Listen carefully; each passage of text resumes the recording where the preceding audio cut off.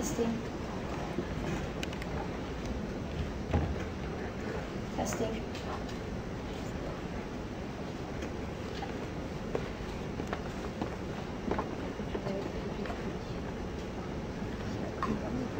My older sister is put on a pedestal.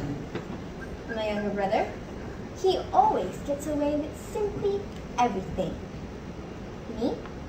Well, I am the middle child. Unlike my two other siblings, I'm neither. Sometimes I'm both the teacher and the student, and sometimes the babysitter and the babysat. I'm too young for the privileges of the firstborn, yet too old for the liberty given to the last. Good afternoon, ladies and gentlemen. I am Valerie, the underappreciated middle child. And yes, I am here to discuss the middle child syndrome. What is the middle child syndrome?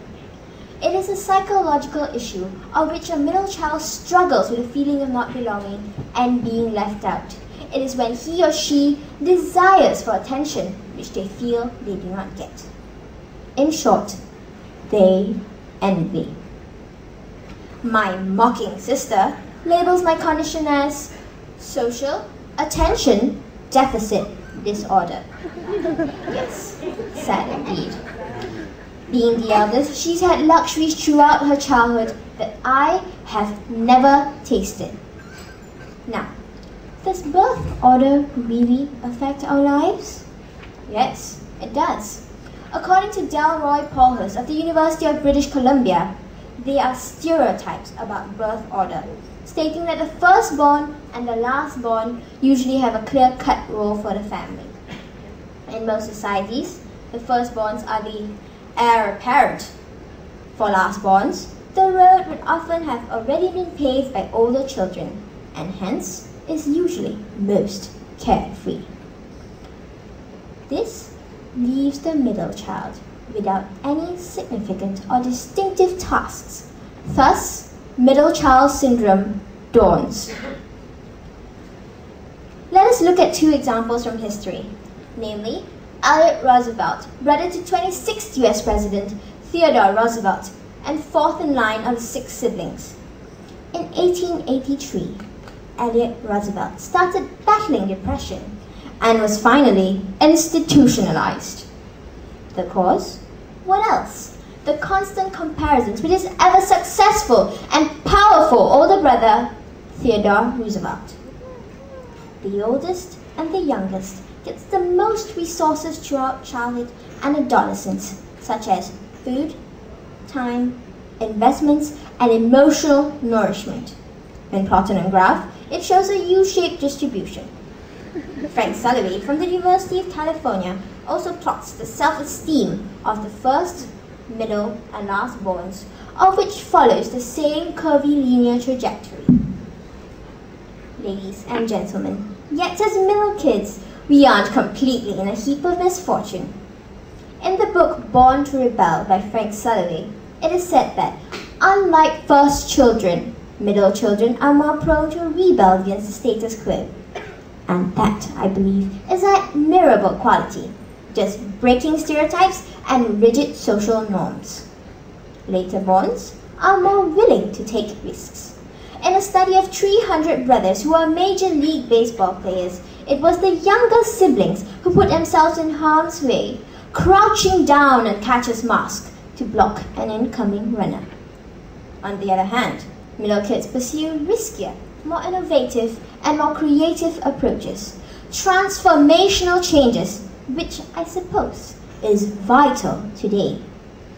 What's more, personality tests shows a remarkable sense of responsibility or conscientiousness in firstborns. Personally, I wouldn't want to be burdened with such intentions. Laterborns, on the other hand, score higher on the simple ability to get along with the world.